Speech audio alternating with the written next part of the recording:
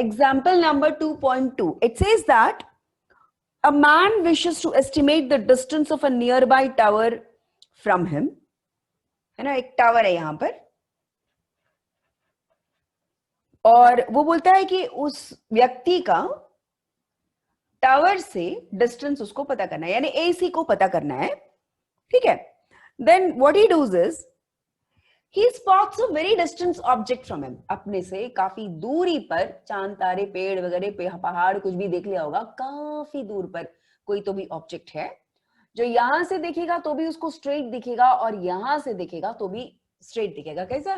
जैसे अगर मान लो कि मेरे घर के पास में अगर एक बहुत बड़ा पेड़ है, पेड़ बोल रही हूँ, पहाड़ है, मेरे घर से देखो या मेरे घर से सीधे चले जाओ 100 मीटर की दूरी से उस पहाड़ को देखो तो हमको डिस्टेंसेस उतना चेंजेस नजर नहीं आता है ना. तो मान लो कि ये जो पहाड़ है यहां से दिख रहा है स्ट्रेट, इस पॉइंट पर, this is the distant object and I am taking this as the hill and इसको जब मैं A से देखती हूं तो भी मेरे को सीधे पे दिखाई दे रहा है. जब मैं थोड़ा दूर चलूंगी और फिर देखूंगी तो भी मेरे को वो सीधे पे ही दिखाई देगा. ठीक है, ये तो आप लोग सबका ऑब्जर्वेशन है. तो इस व्यक्ति ने क्या किया, उसको सी देखना है, टावर का डिस्टेंस, वो जहां से खड़ा है वहां से उसको डिस्टेंस का पता करना है. तो अब फिजिक्स लगाएगा वो, थोड़ी सी मैथ्स लगाएगा वो. तो डिस्टेंस ऑब्जेक्ट को पहले देखेगा स्ट्रेट और उसी डायरेक्शन पर उसने देखा इस टावर को भी. ठीक है, तो टावर के स्ट्रेट पे डिस्टेंट ऑब्जेक्ट. ठीक है, उसने बना लिया ये जो लाइन है हमारा, दिस लाइन, दैट इज इसने सी से लेकर के ए तक का किया. ओके बेटा, अब उसके बाद क्या करता है वो, क्वेश्चन के अनुसार वो 100 मीटर की दूरी चलता है. 100 मीटर की दूरी वो यहां से यहां तक चलता है और वापस इस डिस्टेंट ऑब्जेक्ट को देखता है और डिस्टेंट ऑब्जेक्ट के रिस्पेक्ट पे, डिस्टेंस ऑब्जेक्ट को अब यहां पर दिखाई देगा उसको स्ट्रेट लाइन पर, है ना. ये जो पहाड़ है उसको, ये हिल है, यहां पर दिखाई दे रहा है उसको, पहले यहां दिखाई दे रहा था, अभी यहां दिखाई दे रहा है. अब इसके स्ट्रेट लाइन से उन्होंने वापस इस टावर को देखा. ये स्ट्रेट लाइन के रिस्पेक्ट पे इन्होंने इस टावर को वापस से देखा. ठीक है, तो वापस से देखा तो क्या दिखा उसको, इस बंदे को दिखा कि ये जो एंगल बन रहा है, this angle is equal to, that is 40 degrees. इनको ये दिखा. तो अब using trigonometry you are suppose to find out the distance AC. इनको ये जो डिस्टेंस AC है इसको आपको निकालना है. बेटा ये दोनों लाइंस तो एक दूसरे के पैरेलल है. अगर ये वाली एंगल 40 डिग्रीज है तो मुझे पता है ये वाली एंगल भी कितनी हो जाएगी, दैट इज इक्वल टू 40. इन्होंने नाप के लिया हुआ है, इन्होंने नाप के लिया हुआ है, that is this distance is equal to 100 metre है. तो कहीं से भी जाके देख सकता है. तो अब बताइए, मेरे पास ट्रायंगल ABC है, an triangle ABC, what is the value of tan theta? Tan theta is equal to perpendicular by base, है ना. सो यहाँ पर आपको इस थीटा के रिस्पेक्ट में देखेंगे तो ये बेस परपेंडिकुलर हो गया और AC जो है मेरा बेस हो गया. tan थीटा, थीटा की वैल्यू कितनी है, that is equal to 40 degrees. And AB की मैं बात करूं तो AB इज इक्वल टू 100 और AC मुझे पता नहीं. I am supposed to find out this value of AC. बेटा पैरेलैक्स एंगल कहते हैं इसको ऐसे देखने पर. तो पैरेलैक्स एंगल 40 डिग्रीज है और tan 40 की वैल्यू है 0.8391. सो 0.8391 is equal to 100 divided by AC. तो AC जो डिस्टेंस हमारा है that is equal to 100 divided by 0.8391. सो ये जो डिस्टेंस जब हम कैलकुलेट करते हैं तो ये अप्रोक्सीमेटली वैल्यू आ जाती है 119 मीटर. तो जहां ये व्यक्ति खड़े हैं उससे टावर का जो डिस्टेंस है that is equal to 119 metre. The distance of tower from man is roughly 119 meter.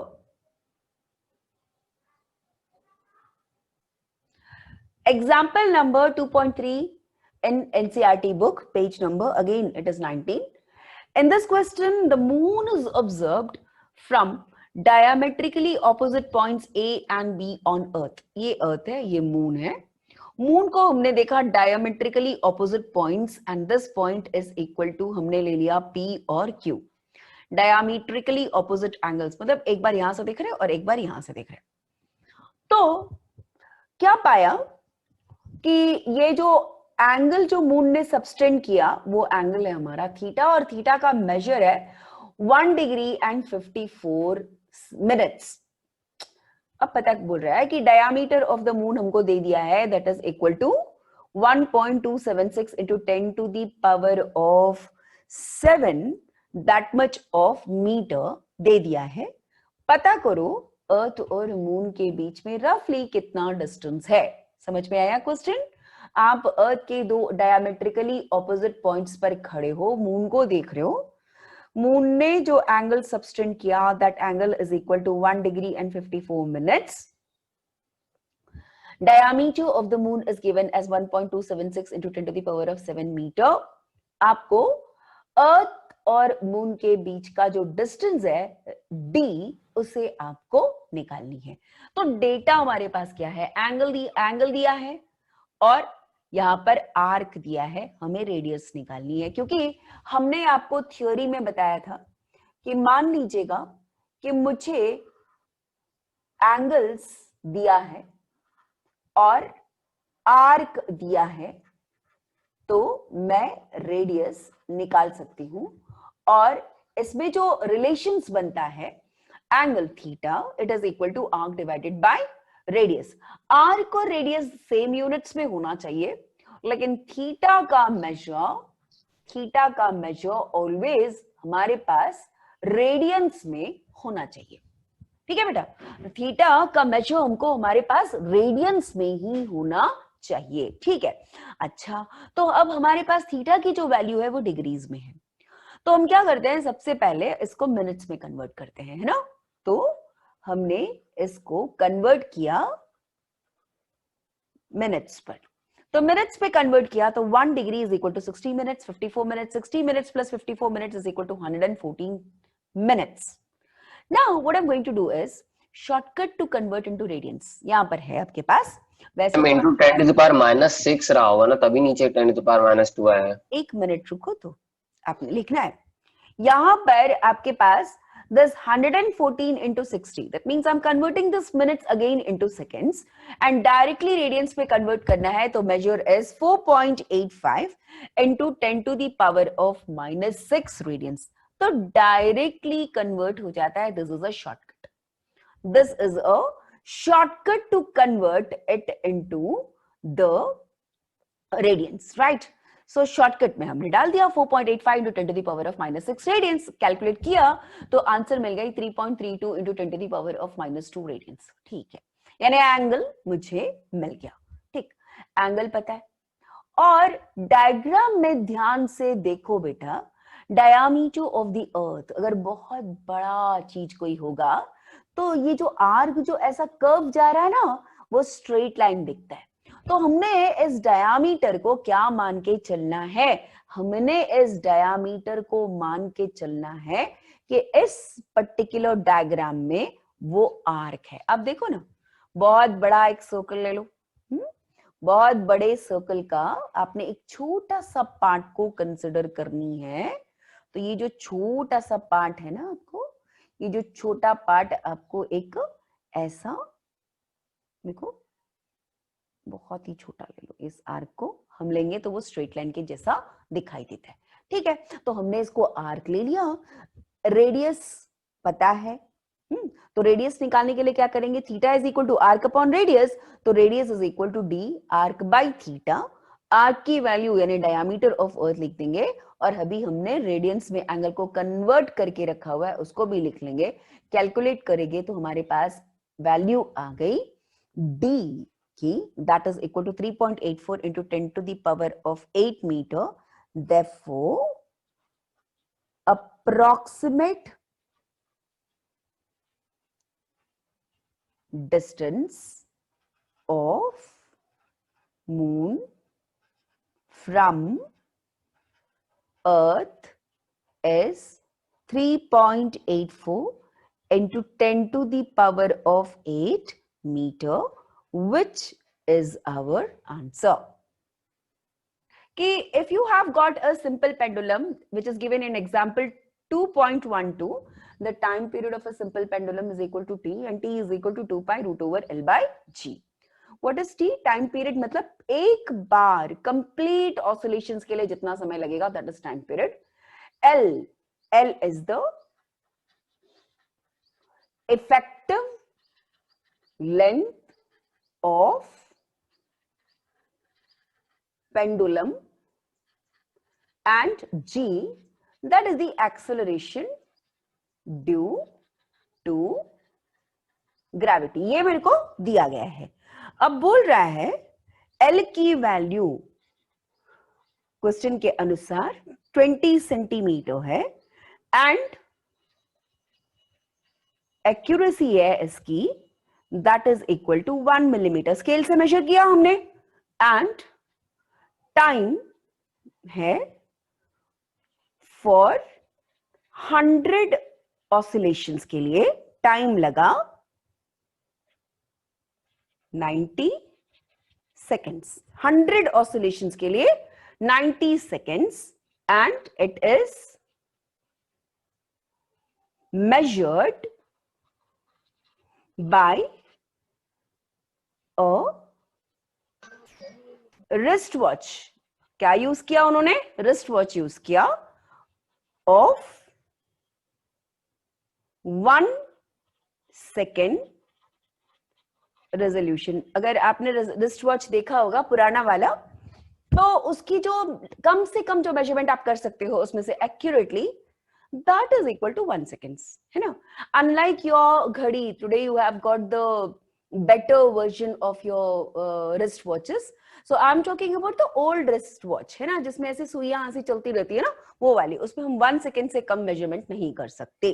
तो उसने पूछा है कि what is the percentage error, find the percentage error in measurement of G. बेटा G कैसे निकाला जाएगा? मुझे पता है T is equal to 2 pi under root of L by G. Square कर लीजिएगा. T square is equal to 4 pi square L by G, which gives me G is equal to 4 pi square L divided by T square. बेटा 4 pi square एक constant है, तो हमको अब error वाला formula लगाना है. तो एरर वाला फॉर्मूला निकालने के लिए तो हम लिखते हैं ना फॉर्मूला के अनुसार डेल जी डिवाइडेड बाय जी. इससे 4 पाई स्क्वायर कांस्टेंट है, कोई एरर नहीं. हमारे पास अगर दो चीज डिवाइडेड हो या आपके पास मल्टीप्लाइड हो, दोनों ही केसेस में जो एब्सोल्यूट एरर नहीं लेंगे, हम लेंगे रिलेटिव एरर, और रिलेटिव एरर्स ऐड होते हैं. तो यहां पर L divided by T square है. सो यहां देखेंगे this is equal to del L by L plus T नहीं बल्कि T स्क्वायर है. So 2 times of del T by T, और इस पे अपन रिलेटिव एरर्स लेंगे that is equal to plus और minus, because this is measuring the maximum possible error. ठीक है. अच्छा, अब हमारे पास del L by L, del L by L और डेल T बाय T, इसमें से कुछ भी नहीं दिया है मेरे को. ऑलरेडी प्रॉब्लम्स में कुछ भी नहीं दिया हुआ है, तो इसको मैं कैसे निकालूंगी? That is the main point to be known. तो चलिए इसको हम पहले लेते हैं. डेल L बाय L, देखो L की वैल्यू दी हुई है, एक्यूरेसी मुझे बताया गया है that is equal to 1 millimetre, यानी उस स्केल से मैं कम से कम जो मेजरमेंट कर सकती हूँ 1 मिलीमीटर से ज्यादा का मेजरमेंट नहीं कर सकती. सो जो डेल एल है ना, डेल एल जो एरर आ सकता है that is only and only of 1 millimetre which is the least count of scale. अगर जब हमारे पास एरर नहीं दिया होगा तो उस इंस्ट्रूमेंट का लीस्ट काउंट को आप एरर मान के चलोगे. Is it clear? ओके. तो उसके बाद हाँ बेटा, यस मैम बोला. या and also you want to find out the del T, capital del T. अच्छा, जब हम मेजर कर रहे हैं घड़ी से तो अपन ने देखा कि 100 ऑसिलेशंस के लिए 90 सेकेंड्स ले रहा है. तो इसमें से बताओ कि टाइम पीरियड में कैसे निकालूं. 100 ऑसिलेशंस 90 सेकेंड्स, तो एक ऑसिलेशंस के लिए कितना समय लगेगा? 90 by 100. That is equal to 90 divided by 100. That is equal to t मिलेगा, है ना. और आपको लेनी है del t by t is equal to t by small t. यहां देखेंगे del t by t it is equal to small of del t divided by time, है ना. small del t divided by that is equal to time, right? So how will I measure this? Please tell me. Yeah, so मेरे पास है value plus or minus del L that is equal to 1 millimeter and the total length is equal to 10 centimeter. 1 millimeter that means is equal to 0.1 centimeter because I want everything in the same unit. So this becomes that is 0.1 divided by 20 plus 2 into 1 upon 90.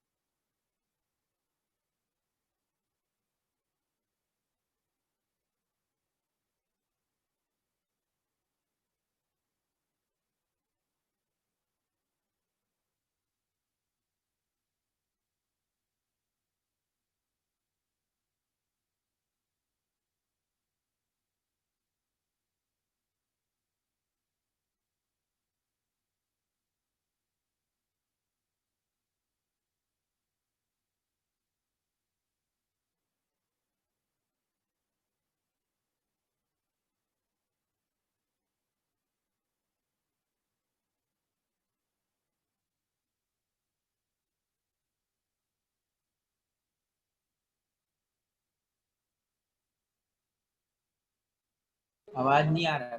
आपका voice नहीं आ रहा है. Yeah, sorry, there was no sound. So the percentage of the error that is t, it is equal to 2 pi root over L by G बच्चा, है ना. So हमने t square is equal to 4 pi square L by G किया तो G की value calculate कर ली, that is equal to 4 pi square L divided by t square. ठीक है, अब आ गया हमारे पास that is del G by G. देखो इसी को डिफरेंशिएट किया, del G by G is equal to plus or minus 2 times of del L plus del L by L plus 2 times of del T by T. क्यों लिया ऐसा? Error में हमने formula देखा था ना, मल्टीप्लाइड हो डिवाइड हो तो रिलेटिव एरर्स हमारे ऐड होते हैं. तो इसका रिलेटिव एरर लिया, इसका रिलेटिव एरर 2 टाइम्स लिया क्योंकि टी स्क्वायर है तो 2 सामने आ जाएगा. अब बात आती है चेंज इन द लेंथ. निकाला आपने, वो दिया है 1 मिलीमीटर. मैंने आपको ऑलरेडी बता दिया कि least count of the scale is taken to be as the error. So del L divided by the original L. अब del T by T कहां से पाऊं, है ना. Change in the time period चाहिए मेरे को. हाँ, T तो निकल जाएगा, कैपिटल T निकल जाएगा, कैपिटल T यानी टाइम पीरियड. सो हमको पता है कि तो total time measured divided by number of oscillation will give me the T. So T divided by N, तो हमने टाइम लिया है 90 डिवाइडेड बाय 100. सो ये तो आसानी से मिल गया, लेकिन मुझे ये थोड़ी चाहिए, मुझे del T भी चाहिए, the error in measuring the time period. So what I'll do is del t it is equal to, इसको भी डिफरेंशिएट किया, del t small divided by n। अब अपन ने इसको इक्वेशन 1 लिया, इसको इक्वेशन 2 ले लिया, तो हमने आपस में दोनों को जब डिवाइड किया तो del t by t is equal to del t divided by small t बच्चा। तो जहां मेरे पास del t by capital T यहां लिखना हो, उसकी जगह मैं change in the time divided by the measured time भी लिख सकती हूं, है ना।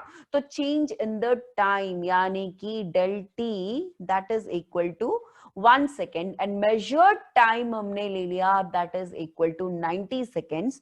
सो this becomes 1 second divided by 90। जब हम इस पूरे वैल्यू को कैलकुलेट करते हैं तो इसकी आंसर आती है 0.032, विच अगर जब हम मल्टीप्लाई कर लेते हैं 100 से, सो 0.032 multiplied by 100, so this will give me 3.2% of error, which is the answer। ठीक है।